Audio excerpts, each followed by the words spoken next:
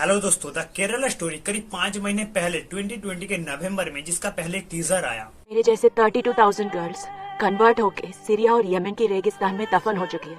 लेकिन ट्रेलर आने के बाद यहाँ तक कि 2 घंटे 18 मिनट का इस फिल्म के अंदर इस सीन को कहीं भी दिखाया नहीं गया है।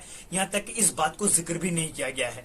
सिर्फ एक बार इस फिल्म के अंदर 30,000 लड़कियां मिसिंग होने की बात की गई है। पूरे फिल्म के अंदर इस सीन को ना दिखाने का कारण है 5 मई को जब इस फिल्म को रिलीज करने वाला था, तब हाई कोर्ट ने इस फिल्म के प्रोड्यूसर से जो 32,000 लड़कियों की दफन करने की बात की गई है उसकी सबूत मांगा। लेकिन प्रोड्यूसर के पास सबूत ना होने की वजह से द केरला स्टोरी से इस सीन को कट करना पड़ा। लेकिन द केरला स्टोरी रिलीज होने के बाद काफी न्यूज चैनल ने भर भर के इसका रिव्यूज किया है। जहाँ इंडिया टुडे ने कहा है आधा शर्मा की ये फिल्म दुनिया के लिए खतरनाक है।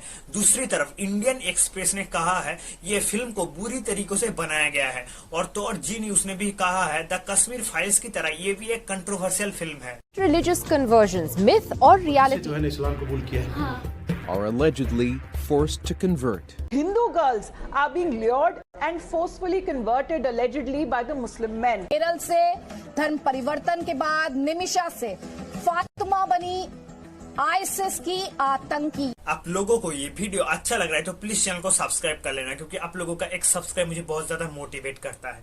अपने टॉपिक पे वापस आते हैं। फिल्म रिलीज होने से पहले लोगों के इस फिल्म के बारे में ओपिनियन कुछ अलग था, लेकिन फिल्म रिलीज होने के बाद लोग इस फिल्म को देखने के बाद उन लोगों का ओपिनियन बदल चुका है, रिएक्शन भी बदल चुका है। Girls should be aware of that things. Everyone should aware of that things. It was a very nice movie and everyone should watch this for the truth.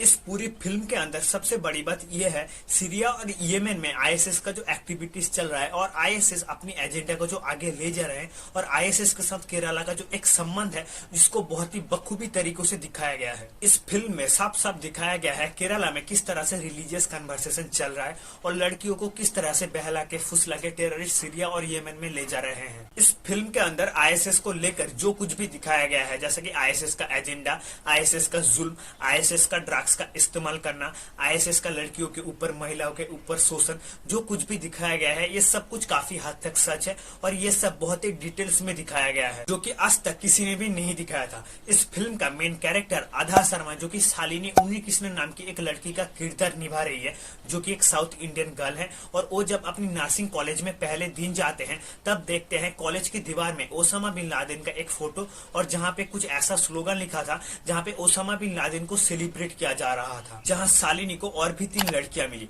जिसमें से एक हिंदू था, एक क्रिश्चियन था और एक मुस्लिम था। और उस मुस्लिम लड़की की नाम थी आसिफा और आसिफा नाम की ये लड़की इन तीनों लड़कियों की ब्रेन वॉश करने लगा, ये कह के कि उनकी अल्लाह ये पूरी दुनिया पे राज करता है, हमारे शिव जी तो एक डरपोक है, वो तो अपनी खुद की भी रक्षा नहीं कर पाती है। और आसिफा की ये बात सुनकर शालिनी और शालिनी की 2 दोस्त आसिफा की इस बातों की झांसे में आ गए और आसिफा उसके बाद इन तीनों लड़कियों को 2 मुस्लिम लड़कियों के साथ मिलाती है। और इन तीनों लड़कियों को एक बार जानबूझकर मॉल में टीज किया जाता है, जहां दिखाया जाता है कि जो लड़कियां हिजाब पहनती है उन लोगों के साथ ऐसा कुछ भी नहीं होता है और इन तीनों को हिजाब पहनने के लिए फोर्स किया जाता है। ये लड़कियां उन मुस्लिम लड़कों के साथ इस तरह से मिलजुल जाता है कि उनके साथ ये लड़कियां फिजिकल रिलेशन बनाता है। और हमारे मूवी का मेन कैरेक्टर शालिनी जो की हो जाता है और उसके बाद उसकी बॉयफ्रेंड उसे छोड़ के चला जाता है और शालिनी दूसरे एक मुस्लिम लड़के से शादी करती है और वो हनीमून के नाम पर श्रीलंका के कैपिटल कोलंबो में चला जाता है। जब शालिनी कोलंबो में था उस समय उसकी क्रिश्चियन फीमेल फ्रेंड उसे फोन करके कहती है कि उसके साथ रेप हुआ है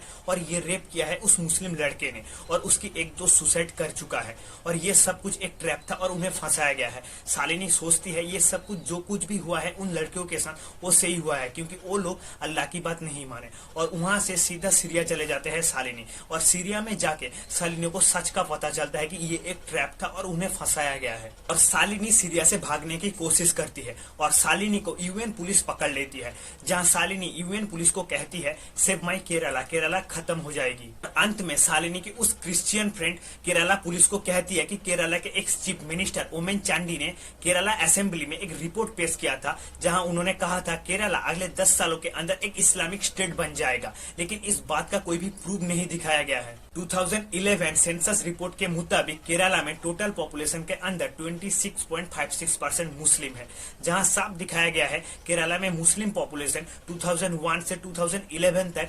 12.23% इंक्रीज हुआ है, जहां सिर्फ हिंदू 2.23% और क्रिश्चियन 1.38% इंक्रीज हुआ है। 2012 में केरला के ex chief minister Oommen Chandy ने केरला के असेंबली में एक रिपोर्ट पेश किया था, जहां उन्होंने कहा था 2006 से लेकर 2012 तक केरला में 7,000 से भी ज्यादा लोगों को इस्लाम में कन्वर्ट किया गया था।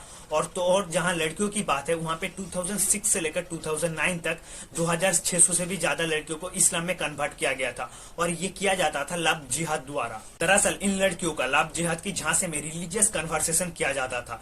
लव जिहाद जो कि एक प्रोवोकेटिव टर्म है, जहां प्यार को वायोलेंस और दहशतगर्दी से जोड़ा जाता है, और ये साल 2009 में हमारे देश में काफी ज्यादा पॉपुलर होने लगा। और माना जाता है मुस्लिम लड़के नॉन मुस्लिम लड़कियों को अपनी प्यार में फंसा के उन्हें इस्लाम में कन्वर्ट करती है और अपनी साथी बना के दहशतगर्दी करने के लिए मजबूर करती है। 2014 में बीजेपी जब सेंट्रल में पावर में आती है, तब इन लव जिहाद से लड़ने के लिए एक कैंपेन निकाला जाता है, और जब जब स्टेट इलेक्शन आता है तब इन लव जिहाद मुद्दों को और भी हाईलाइट किया जाता है, और ये ज्यादातर किया जाता है साउथ में। हाल ही में नरेंद्र मोदी कर्नाटक इलेक्शन कैंपेन के दौरान एक स्पीच में कहा था कांग्रेस इन आतंकी संगठन के साथ जुड़ी हुई है, और इस आतंकी संगठन के पिछले दरवाजे से कांग्रेस राजनीति और सौदेबाजी कर रही है। कांग्रेस आज समाज को तहस नहस करने वाली इस आतंकी प्रवृत्ति के साथ खड़ी हुई नजर आ रही है।